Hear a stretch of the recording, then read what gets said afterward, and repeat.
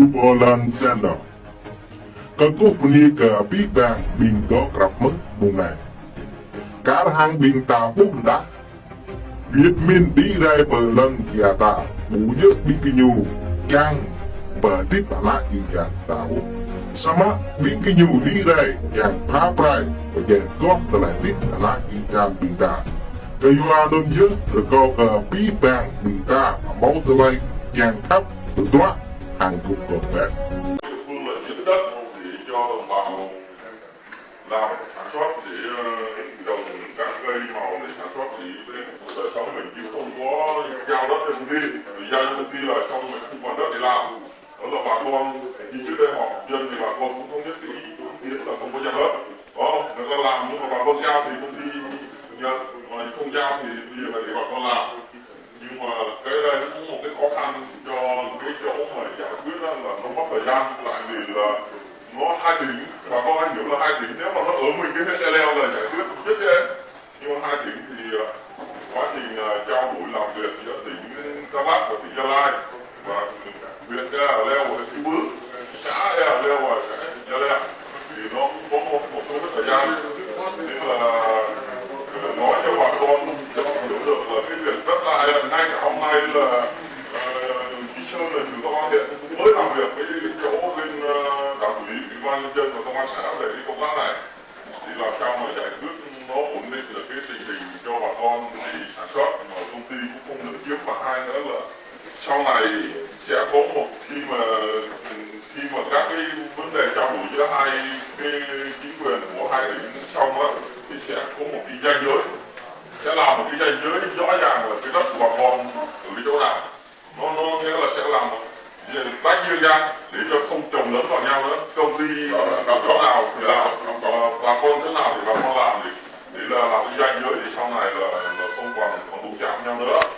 Còn cái việc cái anh Hùng này thì anh lái máy củi thì anh này là anh cũng lái thuê cho công ty thôi. Cái sai này là sai ở cái ban giám đốc của công ty, vì anh này cũng là người làm thuê, giống như bà con mình cũng đi làm hoặc là làm thuê cho ai người ta thuê thì mình làm, nên là cái việc mà mình mà diễn ra nó là không đúng là pháp luật, vì là hai chuyện khác nhau. Bà con mình như cái trước vào một lần bà con cũng đi đưa hai ba cái người bảo vệ về đây á, thì mình có gọi điện nói cho lơ với phốt mình với anh Bảo với Mai Tờ Đăng là nói bà con là về người là mình không có đưa về đây, mình đánh người ta mà đưa về nó là nó sai, nó lại về đến hình sự, bên hình sự là đánh nhau này, vì phải trái pháp luật là sai. Mình nữa là có nguyện vọng như thế nào là mình đề nghị để cho chính quyền để giải quyết, mà tranh chấp đất đai thì nó là vấn đề dân sự với nhau, nó không phải là vấn đề hình sự. Các ông này không phải là vấn đề tội phạm gì cả, nên là nếu như ông này mà ông ăn trộm ăn cắp, ông cướp giật thì bà con thấy bà con bắt giữ giao cho cơ quan công an để xử lý là nó đúng. Nhưng ông này là ông làm thuê cho công ty, sai công ty, ăn cắp đất mình. Không, nhưng mà là sai rồi anh bà con phải hiểu rằng là người chuộc nó ba con heo của hai một mà sai là cái ba cái công ty đấy. Đây là công ty đưa cho ông này. Thế mà cái ông này thì ông chỉ làm thuê cho lấy tiền thôi, nhưng hôm nay cũng lấy ông rồi. Bây giờ cái công tác tranh chấp là đừng có làm nữa, làm giờ ông làm thuê được mấy trăm ngàn mà lỡ bà con sơ sẩy cho 300 lúc nóng quá thì không giữ được bình tĩnh, đánh lọc ông thiệt thân nên không đủ để tiền cho vậy. Cái việc ông này giờ đó là ông đi đau giấy thì để cho ông lên trạm xá cho ông vào thuốc ra nhá. Chứ còn cái việc vào công ty thì bà con nó chạy em nó chịu chưa, nó chạy mà tôi là con thì ông không nói bà con chịu cái việc này, nhưng mà để ông nó đi lên thì khi ông nó làm thì công ty phải chịu cái chuyện đó với ông, công ty phải chịu cái chuyện đó. Nhưng mà sau này ông phải nói bà con là sau này bà con đi chắc chắn ta còn gặp nữa, chứ nói hôm nay cũng chưa hẳn là xong, đúng không? Còn đụng chạm nữa thì bà con mình để quan điểm đất bắt giữ người là được, đưa người về là nó không đúng nhá. Thì nói cho bà con là để cho anh nó đi lên trạm xá anh không giữ mấy cái xứ đi. Còn cái đây thì anh đâu á là mình cứ tường trình lại cái thông tin đây thì mai tôi sẽ chuyển cái thông tin này cho bên chính quyền xã để tiếp tục giải quyết cho bà con nhá. Còn con hiểu đấy ạ, nó bên ta thì nhiều khi một nhìn nào nó vừa đi thuốc nó là cái thuốc cái tiền tải của anh đi về đây cho vợ đi. Chúng tôi tôi là công an chứ không phải đến đây để đòi đất cho công ty đâu. Công an là giữ cái nhiệm vụ là an ninh trật tự, và bảo vệ quyền lợi của dân. Người dân cũng phải biết làm việc chứ. Cái leo này, quyền leo này, cái leo này, quyền chụp bự này, ta bút giang nữa, thêm năm. Riêng nữa, cái này là ta phải có riêng tính là bên nữa mà đo ra sát để mình vậy thì danh giới đó còn về còn cái giá danh giới mà đến của mình là bao nhiêu, từ cái danh giới đó cho công ty là bao nhiêu, đúng không? Từ đó bà con mình làm chứ đâu có thể là mình là bà con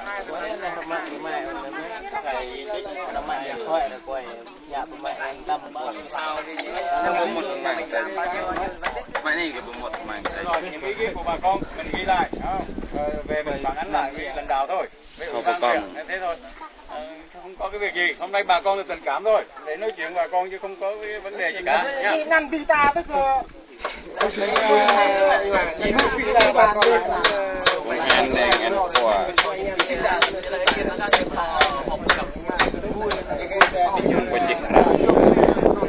Kỷ lộc như mà bạn để thôn kỷ lộc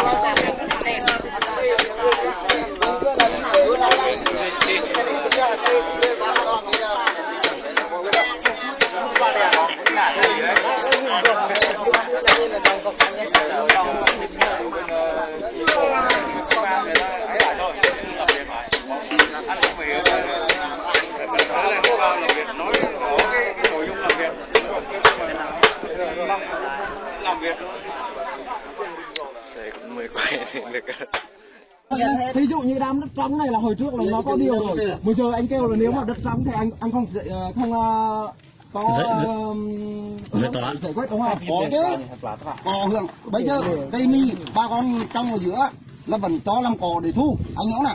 Nhưng sao như vậy, nhưng mà tại sao dần lên làm cỏ? Đó đúng rồi, cái đó là anh phải là đối về chưa hề nói là hồi bọn em thì xuống trồng mì là có một đám người ta chặn không cho vào, không cho trồng mì, không cho làm gì hết. Đó là phun thuốc hả? Phun thuốc cũng không được. mà trong mày phạm của chuyện đó.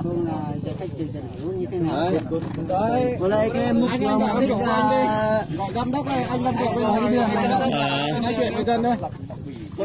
Anh cứ kêu chứ lớn rồi em yêu cầu tha đâu nhưng mà nó hỏi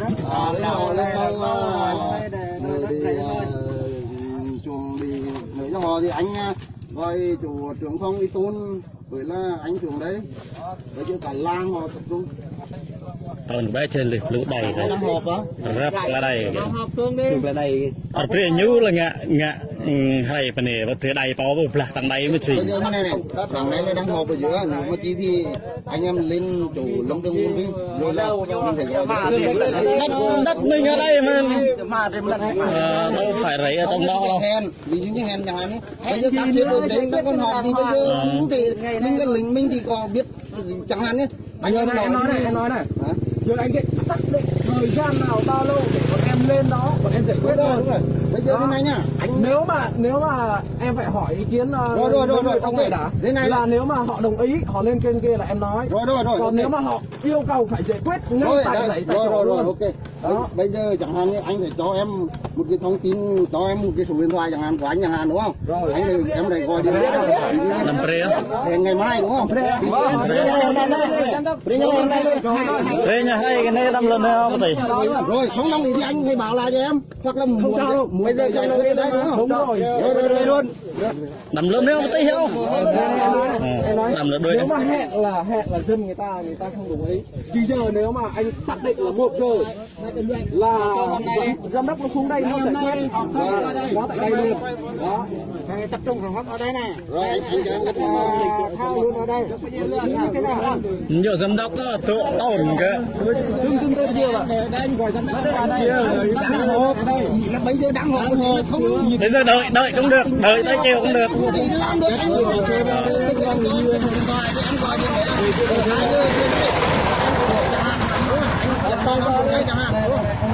giờ anh thì em cũng làm khó anh. Thì em cũng là lính thôi. Rồi. Anh cứ biết là cho giám đốc là xác định thời gian tốt. Bây giờ đang họp trong bây giờ em cũng chắc được giờ nào thì bây giờ chẳng hạn như chiều nay đồ chẳng hạn như em phải hỏi thắng nha, đường chiều nay 2 giờ đấy là tập trung thì em phải gọi điện trước cho anh, đúng không? Em phải gọi điện trước cho anh đấy là chiều nay giám đốc thông báo là 2 giờ tập trung ở đây không, 2 giờ tập trung ở Bình. Rất giờ ý bà con nói là bây giờ đang họp đâu có quan trọng bằng cái thu lực dân đâu, thu hồi hết của dân mà. Lúc bây giờ điện lại đâu? Bây giờ tỉnh này cả anh là mấy người đây đợi hết luôn. Bây giờ tỉnh đang về họp chẳng ngày hôm nay thì bây giờ nếu mà tỉnh không luôn, kêu cả tỉnh luôn. họp gì? Kêu cả tỉnh đi. Kêu tỉnh xuống đi. Càng tốt. Anh là đợi. Rồi em đợi hỏi với em một cái rồi bây giờ rồi. Đấy là đây của Em tỉnh xuống đi. Mình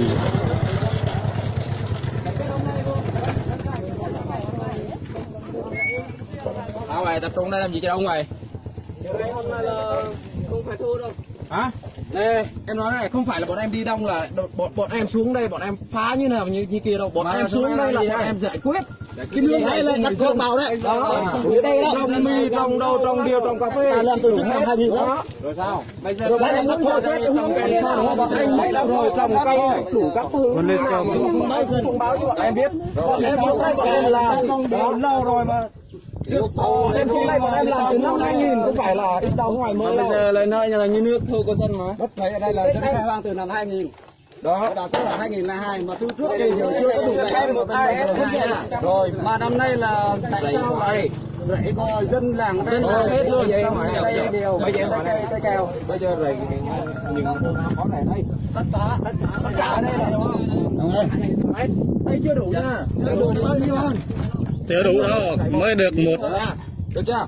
rồi tôi sẽ ghi tên này địa chỉ này, số điện thoại này. Dạ nè, không đâu. Lôi tôi nhà cái mà chân tôi nhà lôi tôi nhà. Phía đây chúng tôi cần đất đó. Tôi nên chúng tôi cần tiền á. Tôi nên nhớ các ông này. Tôi nói các ông tôi đang quản lý đấy. Đất này là của Lâm Trường hả? Đất này tôi đang quản lý đấy nhá. Đất này là của Lâm Trường hay của nhà nước? Bọn tôi đang quản lý, nhà nước, bọn tôi đang quản lý. Mày bắt xuống đang đều là lên giấy tờ ngay. Đầm thú senat dia sekarang je, belum boleh bro akal ke sana. Không có lần không có giấy tờ mà. Không có nhưng mà cái này mà. Không có giấy tờ thì anh được cái này. Tôi là người cầm tay này nhá. Bọn anh là người nhà nước, chúng tôi tạo ra nhà nước cách quản lý cho nên em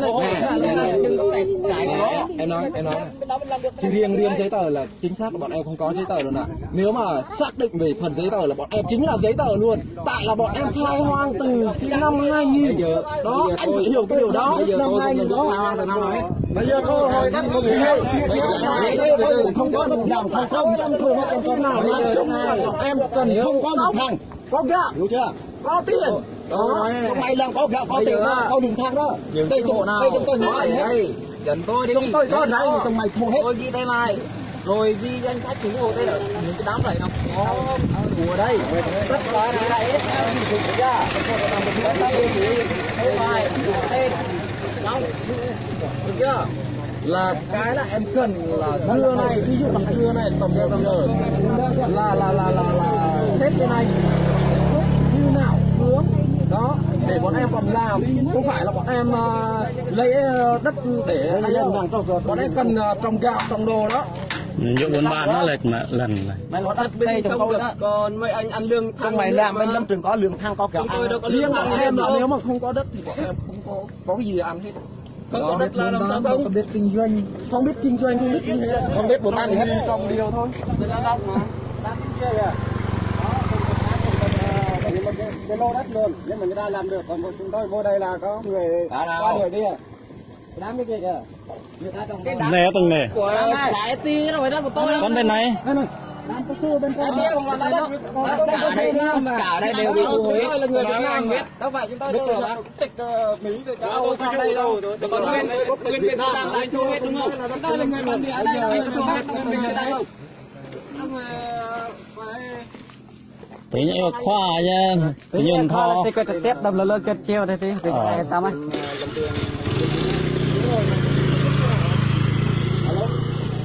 จะเกิดตึกเต็มเลยรีสอร์ทลามมาตึกครัวต่อ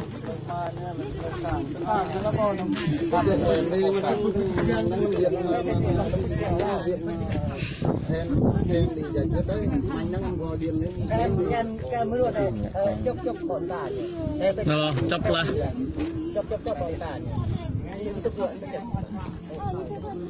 phọ tôn nhiều bình